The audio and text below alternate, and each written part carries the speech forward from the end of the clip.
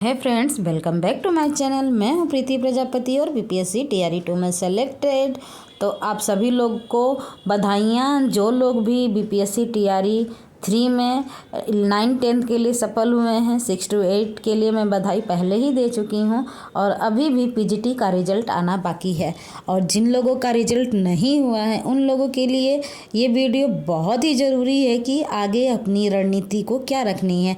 तो आइए चलते हैं अपने इस वीडियो में आगे बढ़ते हैं और बताते हैं कि आपको किसी भी एग्ज़ाम के पेपर को कैसे क्लियर करना है, उसकी सही रणनीति क्या होती है।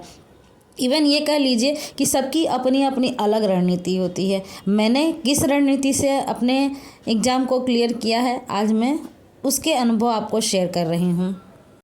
मेरे पास एक कमेंट भी आया था कि टीजीटी पीजीटी के एग्ज़ाम को क्लियर करने के लिए आप के पास क्या रणनीति होनी चाहिए। तो उसी से रिलेटेड मैं ये वीडियो बना रही हूँ।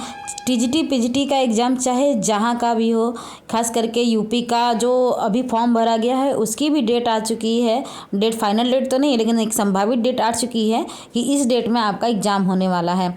और आपको पता है बीपीएससी टीआरई 4 भी लेके आ रहा है और मैं जो है तैयारी करती हूँ तो वो झारखंड, बिहार और यूपी की तैयारी करती हूँ। तो उसी से रिलेटेड आपको बताऊँगी कि आखिर मेरी तैयारी क्या है।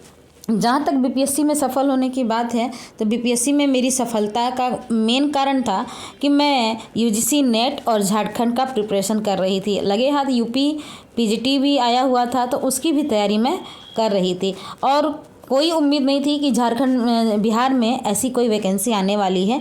और अचानक से झारखंड का एग्ज़ाम था, झारखंड पीजीटी का एग्ज़ाम था जिसको मैं दे के आई। और जैसे ही मैं वापस पहुंची अपने घर 1-2 दिन बाद ये खबर आने लगी, बिहार जो है इस बार बीपीएससी के थ्रू आपका जो है टीचर भर्ती लेने वाला है और इस टीचर भर्ती के लिए एस्टेट होना ज़रूरी था। तो मैंने एस्टेट का फॉर्म भरा 2 दिन के अंदर और उसको एग्ज़ाम दे के आते ही उसका रिजल्ट भी आ गया और उसके तुरंत बाद जो है बीपीएससी मेंस वाला जो है एग्ज़ाम का डेट आ गया था टीचर भर्ती के लिए। तो उसकी भी फॉर्म भरी और आज यहाँ है आप लोगों के सामने, आप लोगों के बच्चों को मैं पढ़ा रही हूँ और अपने आप को बहुत गौरवान्वित महसूस कर रही हूँ। और इस सफलता के पीछे जो मेरी मेहनत है शायद किसी ने नहीं देखी और इस सफलता के बाद जो मैं ज़िंदगी जी रही हूँ उसको लोग देख रहे हैं और उस पर टीपा टिप्पणी कसते रहते हैं। तो आप लोगों को बता दूँ, ये जो टीपा टिप्पणी कसने का सिलसिला है, अगर आप बेरोज़गार हैं तो भी आप सुनेंगे और जब रोज़गार हैं आपके पास तो भी आप सुनेंगे, इसमें कोई दो राय नहीं है। पहले जब बेरोज़गार थी तो लोग अलग तरीके से ताने मारते थे, अब मैं रोज़गार पा गई हूँ तो अलग तरीके से ताने मारते। ये महिलाएं जितनी भी हैं, आप मेरी बहनें, ये अच्छी भांति समझ सकती हैं। तो कमेंट में बताइएगा कि आप लोगों को कौन कौन से ताने सुनने को मिले हैं। तो चलिए टॉपिक पे भटकने से पहले है कि टॉपिक पे आ जाए। देखिए, किसी भी एग्ज़ाम को क्लियर करने के लिए ना 3 चीज़ें बहुत ज़रूरी होती हैं। 3 चीज़ें, उसमें पहली चीज़ें हैं आपका सिलेबस। आपको सबसे पहले यह देखना ही होगा कि आपके एग्ज़ाम का पैटर्न क्या है, आपके एग्ज़ाम का सिलेबस क्या है, आपके एग्ज़ाम में कौन कौन सी चीज़ें आने वाली हैं, आपको ये तो ज़रूर देखना है। और यही गलती थी जो मुझे इस नौकरी को लेने में 10 साल लग गए। मैं कभी भी सिलेबस देख के नहीं जाती थी। बाज़ार जाती थी, एक गाइड खरीद के लाती थी, उस गाइड में जो भी रहता था मैं उसको पढ़ती थी, वो भी आधा पढ़ती थी आधा नहीं पढ़ती थी और सोचती थी क्या इतना ही आ जाता मेरा एग्ज़ाम क्लियर हो जाता। मेरी तरह आप लोगों में से कितने लोग हैं जो ऐसा सोचते हैं। तो ये आपकी सबसे बड़ी भूल है और यही भूल आपको हर एग्ज़ाम में असफलता का मुंह दिखाती है। ठीक है, तो इस असफलता से बचने के लिए आपको सबसे पहले अपने सिलेबस का ज्ञान होना चाहिए। सबसे पहले अपना सिलेबस देखिए, चाहे वो यूपी पीजीटी की बात हो और चाहे बीपीएससी टीआरई 4 की वैकेंसी की बात हो। सबसे पहले अपना सिलेबस देखिए। बीपीएससी टीआरई 4 की बात करें तो सिलेबस में सबसे पहले यही कहा गया कि एनसीईआरटी की किताब से आएगा और जो सही भी है। मतलब कि एसएसटी के सब्जेक्ट के लिए तो ये 100% रामबाण काम है। ये दवाई समझ लीजिए कि आपको NCERT SCERT line to line पढ़ना है, डेट मंथ ये जगह वो जगह बिल्कुल एकदम रट जाना है। एनसीईआरटी से इतना कुछ आता ही नहीं है। और पीजीटी की बात करें तो थोड़ा सा क्वेश्चन घुमावदार, उसमें थोड़ा सा कठिनाई स्तर को बढ़ा देता है और थोड़ा सा इधर उधर की चीज़ें भी डाल देता है, लेकिन बहुत सारी चीज़ें एनसीईआरटी से ही आती हैं। मतलब अगर 100 क्वेश्चन है तो 100 क्वेश्चन में 80 क्वेश्चन एनसीईआरटी के ही रहते हैं, इतना आप मान लीजिए। तो एनसीईआरटी कितना ज़रूरी है ये आपको पढ़ना ही पढ़ना है। और रही बात अदर किसी भी एग्ज़ाम की, तो सबसे पहले अपना सिलेबस पे फोकस कीजिए, उसको कंप्लीट कीजिए। जो कमज़ोर है उस पर तो ज़रूर ध्यान दीजिए, ठीक है, और जो आपको आता है उस पर थोड़ा ध्यान दीजिए। फिर एक टाइम आएगा जब आपको दोनों में बराबरी लाना पड़ेगा। उम्मीद करती हूँ सिलेबस वाला जो है 3 टॉपिक में से आपको समझ में आ गया होगा। तो किसी भी कंपटीशन को क्लियर करने के लिए दूसरा जो सबसे बड़ा टॉपिक होता है, आपके अपने सिलेबस का ज्ञान होने के बाद आप जो पढ़े हैं, जो नोट्स तैयार किए हैं। देखिए 2 चीज़ें होती हैं, कुछ लोग सेल्फ स्टडी करते हैं, कुछ लोग कोचिंग करते हैं। तो मैं जो हूँ कोचिंग वाले में से हूँ। सेल्फ स्टडी तो मेरा फ्लॉप हो गया, क्योंकि सेल्फ स्टडी से मुझे कोई रास्ता समझ में नहीं आया कि मुझे पढ़ना क्या है, क्या करना, क्योंकि कंपटीशन बहुत टफ है और आपको जो है एक क्या बोले सिस्टमेटिक ढंग से पढ़ना है, जो कि मैं शायद नहीं कर पा रही थी सेल्फ स्टडी से, इसलिए मुझे 10 साल लग गए हैं। आपको मैंने अपने पहले भी वीडियो में बता चुका कि मेरा स्ट्रगल कैसा रहा। आप जाके वो वीडियो देखिए, आपको सच में लगेगा कि जीवन क्या है। तो भटकते नहीं हैं, फिर आते हैं टॉपिक पे। कहते हैं कि जो आप पढ़े हैं ना, जैसे आप मेरा जो है मैंने बताया कि फ्लॉप हो गया था सेल्फ स्टडी, तो मैंने कोचिंग का सहारा लिया था। उस कोचिंग के जो पैसे थे ना, मेरी जेब से निकलेंगे क्या, मेरे हस्बैंड से मुझे लेने में इतना डर लग रहा था, क्योंकि वो अमाउंट कुछ ज़्यादा था, 5,500 के लगभग वो अमाउंट था।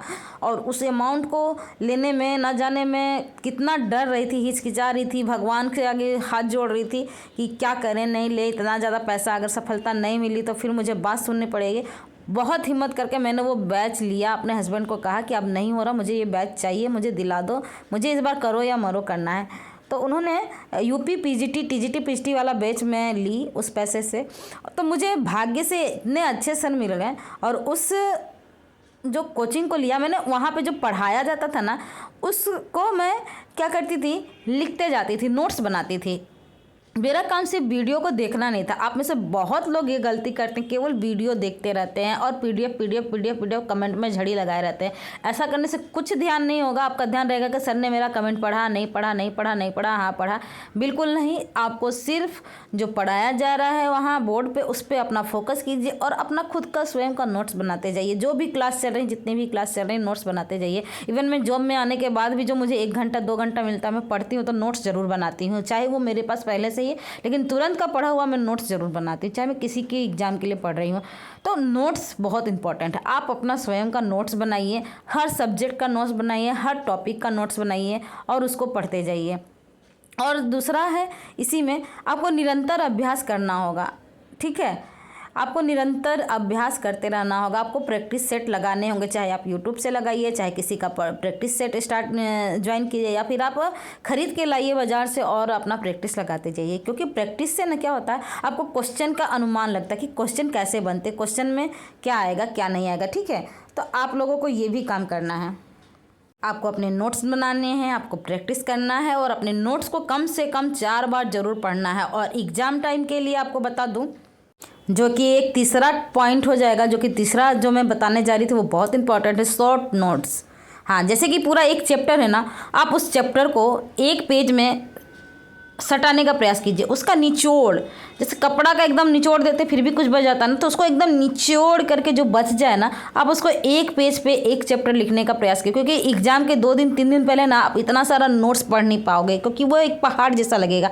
तो आपको क्या करना है, अपना जो नोट्स है उसको एक पेज पे, छोटे छोटे चीज़ों को एक पेज में समाहित करना, ताकि आप देख लें तो आपको समझ में आ जाए। और वो शॉर्ट नोट्स ऐसा होता है ना कि आप किसी को दे दीजिएगा ना तो उसको समझ में नहीं आएगा, लेकिन वो नोट्स आपके लिए है, आपने खुद के लिए बनाया, तो आपको ज़रूर अच्छे से समझ में आएगा और आप उसको पढ़िए और जाइए एग्ज़ाम देने के लिए। देखिए आपको सफलता ज़रूर मिलेगी।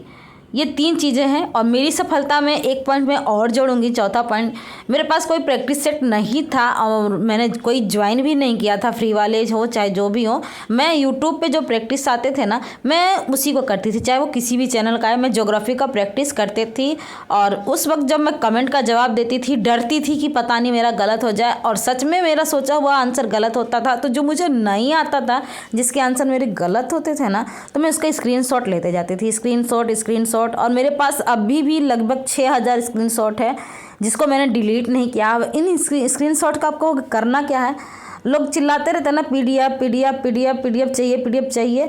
मैंने कहा नहीं, पीडीएफ के चक्कर में पढ़ेंगे तो पीडीएफ भी खो जाएगी और मिलेगी कि नहीं मिलेगी। तो जो मुझे नहीं आता था मैं उनको स्क्रीनशॉट करती थी और स्क्रीनशॉट को मैं पढ़ती थी। जो पढ़ लिया याद हो गया उसको डिलीट, जो नहीं हुआ मैं उसको लिखना शुरू करती थी। इस तरीके से मेरी 3-4 कॉपी रेडी हो चुकी थी कि स्क्रीनशॉट से भरे हुए। और जो मैंने धीरे धीरे ऐसे प्रैक्टिस में आते गया कि जो मैंने पहले 30 सवालों के प्रैक्टिस सेट में 20 के मैं स्क्रीनशॉट लेती थी, उसका रेशियो घटा, वो 5 पे आ गया, 3 पे आ गया। इस तरीके से उसका रेशियो भी घटा और मेरी अच्छी खासी क्वेश्चन बैंक तैयार हो गया और मैं उसको भी पढ़ के एग्ज़ाम में जाती थी। ठीक है, मैंने चैप्टर वाइज प्रैक्टिस ज्वाइन किया, उसको भी किया। तो ये सारी चीज़ें जो मैं आपको बता रही हूँ ना, वो किसी भी एग्ज़ाम में सफलता के लिए बहुत ज़रूरी है। बहुत से लोग आते हैं कमेंट करके जाते हैं 30-35 नंबर पे हो गया। ऐसी बात नहीं है, यहाँ सब कोई 30-35 नंबर पे नहीं आया है। ठीक है, यहाँ कट ऑफ हाई गया है, आपको मानना पड़ेगा। ठीक है, आप लोग कमेंट में आके तो कुछ भी बोल देते हो, लेकिन सफलता जो हमारी आप देख रहे हो ना, जो मैं पढ़ा रही हूँ और जो चेयर मुझे मिला है, जो रेड पेन का हक मिला है, यूं ही नहीं मिल गया थाली में परोस के कि लीजिए आप जाइए। इसके पीछे मैंने अपनी 10 साल गंवाए हैं और 10 सालों में मैंने सिस्टमेटिक ढंग से केवल 2 साल पढ़ाई की है।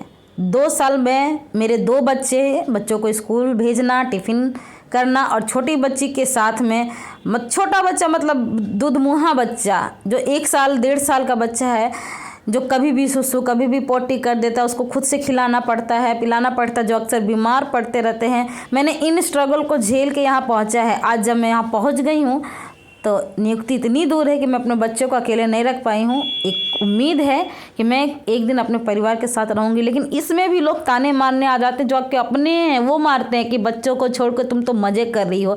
अरे इस ये मज़ा नहीं है, एक सज़ा होती है माँ के लिए उसके बच्चों से दूर होना। लेकिन हम अपने बच्चों से दूर हैं तो इस उम्मीद में है कि एक दिन हमारा बच्चा पास आएगा। लेकिन ये मज़ा कैसे है, और इस मज़े के लिए अगर है भी ना तो मैंने अपने जो पीछे का समय बर्बाद किया है उससे जाके पूछिए, वो स्ट्रगल टाइम पूछिए। आप बहनें अच्छी से जानते होंगी जिनके पास में बच्चे हैं जो पढ़ाई कर रही हैं, बच्चे बीमार पड़ जाते हैं, उनको टाइम पे स्कूल भेजना पड़ता है, उनके सुसु पोटी बिस्तर साफ करने पड़ते, बहुत सारे काम होते हैं हम लोगों के पास जो आप समझ नहीं पाते। और जो बॉयज़ हैं ना, जो हॉस्टल में डाल दिए जाते हैं और मज़े से पढ़ते हैं और दम भरते हैं इतना नंबर लाने का, कभी हमसे भी पूछिए कि हमारी किन परिस्थितियों में पढ़ाई होती है और हम किन परिस्थितियों से लड़के जो है एक नौकरी पाते हैं। और नौकरी जहाँ हम वर्क कर रहे हैं वहाँ भी हमारे प्रति लड़कों का नज़रिया अच्छा नहीं होता है। हमेशा सोचते हैं कि इनको कमाने की क्या ज़रूरत है, पति को छोड़ के बच्चों को छोड़ के यहाँ आ रही, जो बिल्कुल गलत सोच है। क्यों हम अपने पैरों पे क्यों नहीं खड़े हो सकते? क्यों हमारे माँ बाप ने नहीं पढ़ाया? क्या आप अपनी बच्ची को नहीं पढ़ाओगे? ये सोचो ज़रा। पढ़ाओगे तो सोचो कि मेरी बच्ची भी कुछ बने। ठीक है, तो सपना सबकी आंखों में होता है। आपका भी सपना ज़रूर पूरा होगा, मेरा भी सपना पूरा हुआ है। वक्त ज़रूर लग गया मुझे, पर इसलिए ये वीडियो लेके आती हूँ ताकि आप अपने वक्त को यूटिलाइज कीजिए। आज जो समय चल रहा है यही आपका गोल्डन पीरियड है। दिन पर दिन स्थिति बदलती जाएगी, बद से बदतर होती जाएगी। तो अपने आप के अंदर कॉन्फिडेंस लाइए और इस लाइफ को जी लीजिए और मेहनत कर लीजिए। सफलता आपके कदम जरूर चूमेगी। और वीडियो अच्छी लगी तो please like comment share and subscribe my channel. मिलते हैं नए वीडियो में, तब तक के लिए बाय। वीडियो कुछ लंबी हो गई है ज़्यादा ही, इसके लिए सॉरी। Bye bye.